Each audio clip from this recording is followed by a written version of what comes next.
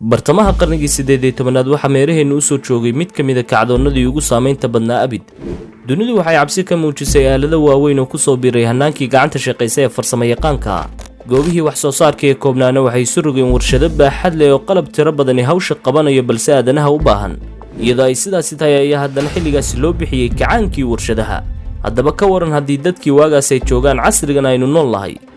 aalado waaweyn oo gaadiidka iskood u rakibaya dhigayna walax kasta meesha iyo goobta loogu talagalay. kaliya waxay aadanaha uga baahayeen inuu nidaamka ay u shaqeynayaan ku jaangooyo sida uu rabo ama uu jecel yahay.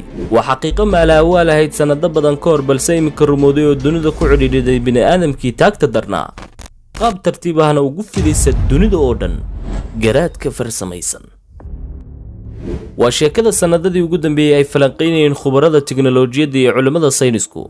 garaadka macmalkaahi waa nidaam kasta oo loo nashqadeeyay inuu u shaqeeyo sida aadanaha oo kale, una gudbinayo fariimaha lagu kaydiyay sida ugu habboon oo aan qadad lahayn. waxaana isweydiin mudan maskaxdan farsamaysan booska aadanaha ma geli kartaa? run ahaantii waa maya taasi, waayo garaadkan la nashqadeeyay waxa uu kaalin xadidan oo ku jaango'an amarada la siinayo ka qaadanaya maskaxda aadanaha waxa intaa dhaafsiisanna ma qaban karo. balse khubarada tiknoolajiyadda ayaa waxay saadaaliyeen in aaladda robodka loo yaqaano ay maamulkoodu faraha bini'aadamka ka baxayaan casriyada dambe. u adeegista bulshada waxay u arkaan qaar ka mid ah khubarada horumarisay aaladahan inay isu rogayo qalabkani gebi ahaanba mid hoostaga amarada u adeegista bulshada. waxaanu xal quman u noqday waqtigii tirada badnaa ee aadanaha kaga bixi jiray shaqada qabashadeeda.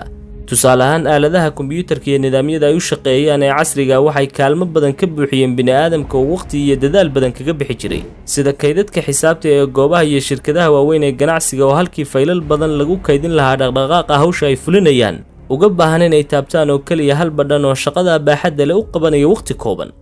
sidaas oo kale warshadaha waxay kaalinta ugu muhiimsan ee nashqadaynta ay geliyeen garaadka macmalka ah. qurxinta tafatirka iyo muunada walaxda la soo saaraya waxay kaga kalsoon yihiin bini'aadamka inay aaladahani qabtaan, waana arrin u sahlaysa in shaqaalaha waqtiga iyo hantidaba laga dhowrto. maguul baa mise waayaan darro.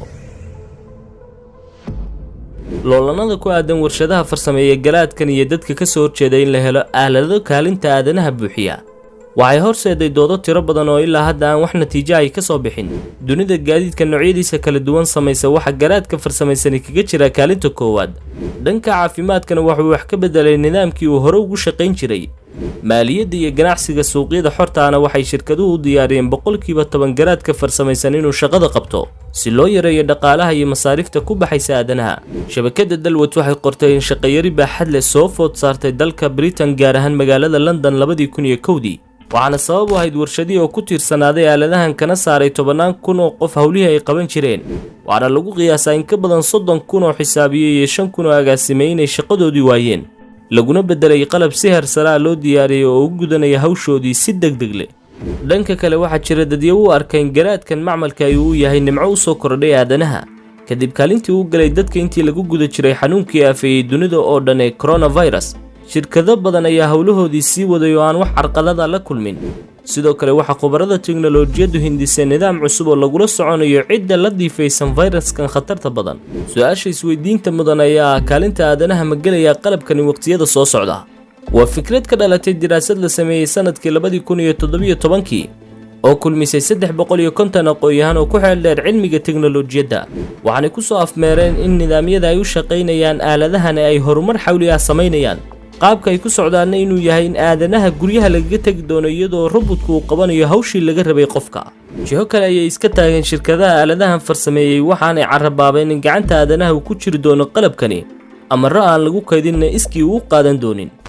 jawaabta ay rajaynayaan dadyowga dunida ku nooli waxa u sida maalmaha soo socda iyo halka ay aaladahani gaadhi doonaan.